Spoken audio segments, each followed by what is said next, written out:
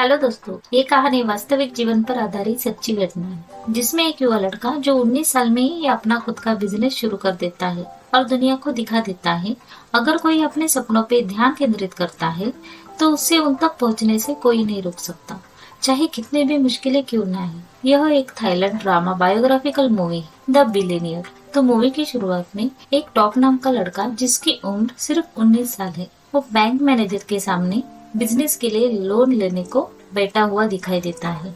तो bank manager उसे इतना लोन क्यों चाहिए, इसकी इंक्वायरी करता है। तो टॉप अपने पास्ट के बारे में उन्हें बताना शुरू कर देता है और नेक्स्ट सीन में हमें टॉप का हाई स्कूल का सीन दिखाई देता है और इस सीन में ही हमें ये समझ में आता है कि टॉप को पढ़ाई से ज्यादा वीडियो गेम खेलने में इंटरेस्ट होता है। उस उम्र में टॉप वीडियो गेम खेलकर और वीडियो गेम के आइटम बेचकर कार खरीद लेता है। लेकिन टॉप के पेरेंट्स नाराज हो जाते हैं, क्योंकि उनका ये मानना था कि इस उम्र में बच्चों को पढ़ाई के ऊपर ध्यान देना चाहिए। लेकिन टॉप का मन तो पढ़ाई में लगता ही नहीं था, उसे तो हर वक्त सिर्फ गेम ही खेलना पसंद था। आसानी से मिलने वाले पैसे के कारण टॉप सेविंग नहीं करता था और उसे पैसों की वैल्यू ही नहीं थी। वो हर रोज एक नया इलेक्ट्रॉनिक आइटम खरीद के घर पे लाता था। और इसी बीच टॉप का हाई स्कूल का रिजल्ट आता है और उसमें कम मार्क्स के कारण उसे गवर्नमेंट कॉलेज में एडमिशन नहीं मिलता। लेकिन उसको कुछ फर्क ही नहीं पड़ता, क्योंकि उसका तो बिजनेस चालू था।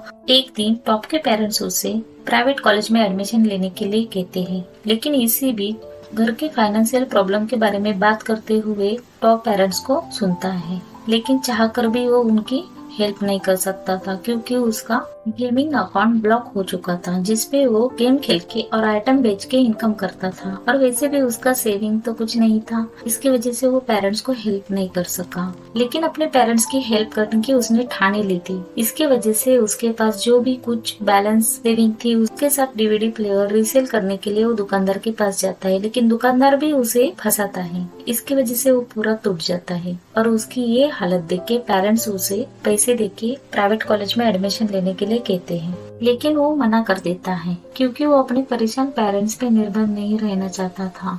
रात में अपने पापा की गोल्डन चेन चुरा लेता है और उसे वापस करने के वादे के साथ गिरवी रख देता है और उस पैसे से वो प्राइवेट कॉलेज में एडमिशन लेता है, क्योंकि उसे जो भी करने का था वो खुद के दम पे करने का था, न कि किसी की हेल्प लेके। लेकिन टॉप का तो मन पढ़ाई में लगता ही नहीं था। इसकी वजह से वो कॉलेज के बजाय फूड एग्जीबिशन में ही जाता था और टॉप ने न्यू बिजनेस के लिए पेनेट रेसिपी मशीन खरीद ली और हर तरह की रेसिपी बनाने लगा। बहुत बार नाकाम भी हो गया था, लेकिन उसने अंत में किसी मॉल में एक शॉप रेंट पे ले ली और वहाँ पे अपने प्रोडक्ट बेचने लगा। इधर कॉलेज में न जाने के कारण उसे कॉलेज से निकाला गया। नाराज पेरेंट्स ने उसे बहुत समझाने की कोशिश और अपने साथ चाइना जाने के लिए कहा था, लेकिन टॉप तैयार नहीं हुआ। इधर टॉप की गर्लफ्रेंड भी उसे फिर से कॉलेज ज्वाइन करके पढ़ाई में ध्यान देने के लिए कहती है, लेकिन टॉप ने तो बिजनेसमैन बनने का ही ठान लिया था। कॉलेज में लगातार न जाने के कारण उसे कॉलेज से निकाल दिया जाता है। इसी के साथ ही उसके बिजनेस में भी प्रॉब्लम आनी शुरू हो जाती है।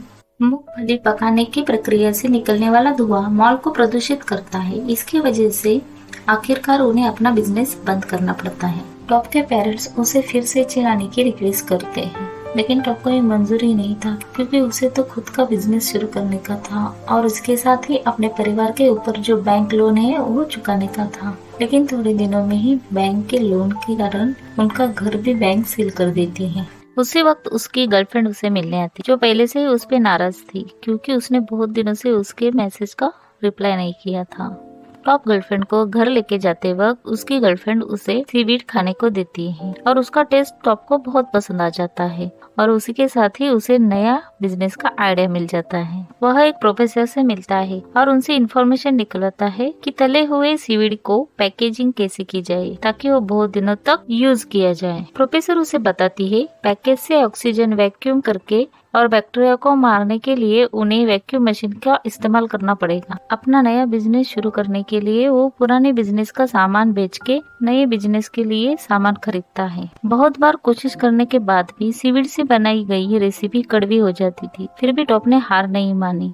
इसी दौरान टॉप के अंकल का एक्सीडेंट हो जाता है और उन्हें हॉस्पिटल में भर्ती किया जाता है और इसी भागदौड़ में कच्चे सीमेंट का बैग बारिश में भीग जाता है। अंकल के एक्सीडेंट के बाद भी हार न मान के टॉप ने अपना काम शुरू रखा। वो हर रोज अलग अलग तरह से रेसिपी बनाता था और टेस्ट करता था, लेकिन एक दिन उसके रॉ मटेरियल खत्म हो जाता है और ना चाहते हुए भी उसे बारिश में भीगी हुई सीवीड इस्तेमाल करनी पड़ती है। बारिश में भीगने के कारण पैकेज के अंदर पानी की नमी से सीवीड सॉफ्ट हो चुके थे और भुनने के बाद वो बहुत टेस्टी लगते हैं। इसकी खुशी में टॉप वो लेके अपने अंकल को दिखाने हॉस्पिटल लेके जाता है। सीवीड की टेस्ट अंकल को भी बहुत अच्छी लगती और अंकल के अच्छे होते ही वो दोनों मिलके सीवीड बेचने का बिजनेस शुरू कर देते हैं। टॉप ने हर साल 1 मिलियन बहुत सीवीड बेच के कमाने का टारगेट रखा था, लेकिन जब उसके पेरेंट्स का फोन आता है और उसे पता चलता है कि उसके फैमिली के ऊपर 40 मिलियन बहुत का लोन है, यानी कि $1.2 मिलियन।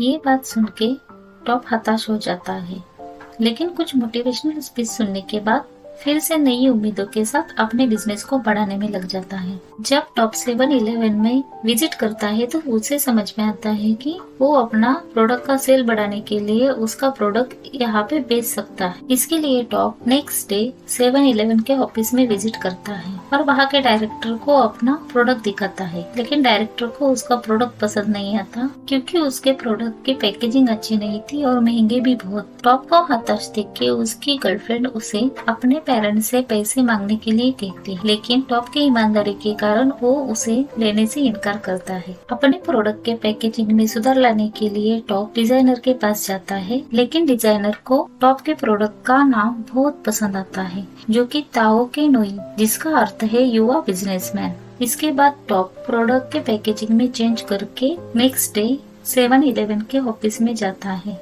लेकिन डायरेक्टर के बिजी शेड्यूल के कारण उसे मिलने नहीं दिया जाता। इसके लिए हताश होकर टॉप उसका प्रोडक्ट वही रिसेप्शन के काउंटर पे रख के निकल जाता है और वो अपनी माँ को फोन करके बताता है कि वो चीन आ रहा है। तभी लकीली 7-Eleven के स्टाफ को टॉप के प्रोडक्ट पसंद आ जाते हैं और डायरेक्टर उसे बोर्ड मीटिंग में बुला के उसे 72,000 पैकेज बनाने के लिए ऑर्डर देती है, जो कि देश के 6,000 ब्रांचेस में भेजे जाएंगे।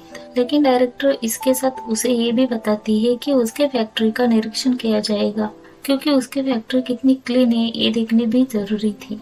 और यही प्रॉब्लम सॉल्व करने के लिए टॉप 3 मिलियन बहुत के लिए बैंक में अप्लाई करता है और फिल्म की स्टार्टिंग का सीन हमें फिर से दिखाई जाता है, जो कि टॉप एक बैंक ऑफिसर के सामने बैठा हुआ है।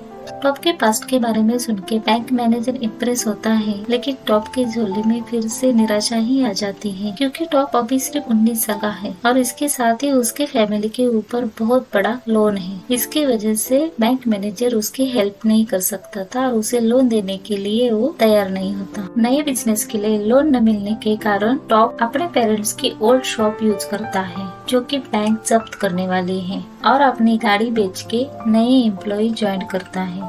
फैक्ट्री के लिए शॉपिंग करते वक्त टॉप को अपनी गर्लफ्रेंड किसी और के साथ घूमते हुए भी दिखाई देती है, लेकिन टॉप नाराज होते हुए अपनी फैक्ट्री बनाने के काम में लग जाता है। काफी तैयारी के बाद फैक्ट्री तैयार हो जाती है और डायरेक्टर एक इंस्पेक्टर के साथ फैक्ट्री की सफाई देखने के लिए आती है, लेकिन डायरेक्टर उसे देख के खुश नहीं होती। इसके लिए वो उसे पहले डिस्कस करने के लिए कहती है। डायरेक्टर के कहने के अनुसार फैक्ट्री में क्लीनिंग करने के बाद टॉप को उसके प्रोडक्ट का ऑर्डर मिल जाता है। फर्स्ट टाइम मिले हुए ऑर्डर के कारण जल्दी से ही टॉप वो ऑर्डर कंप्लीट कर लेता है और ऑर्डर के डिलीवरी के टाइम वो प्यार से अपने अंकल को गले लगाते हुए ये वादा करता है, अगर इस बिजनेस में हम लॉस हुए तो अपने पेरेंट्स के पास चीन जाएंगे, क्योंकि इस बिजनेस के लिए बचा कुचा सब बेच दिया था। इतने प्रॉब्लम सॉल्व करने के बाद भी और एक प्रॉब्लम टॉप के सामने खड़ा हो जाता है। वेयर हाउस में जाने के बाद उन्हें पता चलता है कि 1 घंटा प्रोडक्ट लेट आने के कारण वेयर हाउस के मैनेजर ने उन्हें लेने से मना कर दिया है, लेकिन टॉप बहुत रिक्वेस्ट करने लगता है और उसकी ये हालत देख के आखिरकार वेयर हाउस के मैनेजर उसके पैकेज को स्वीकार करता है।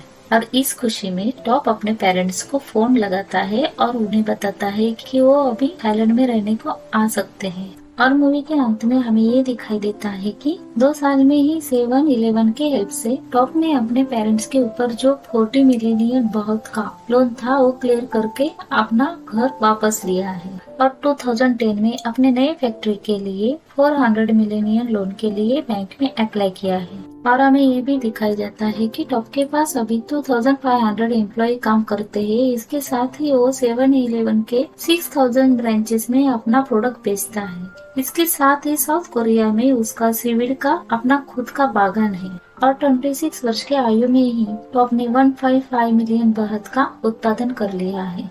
और इसी हैप्पी एंडिंग के साथ ये मूवी खत्म हो जाती है। अगर वीडियो अच्छा लगा हो तो लाइक कीजिए और सब्सक्राइब कीजिए। Thank you.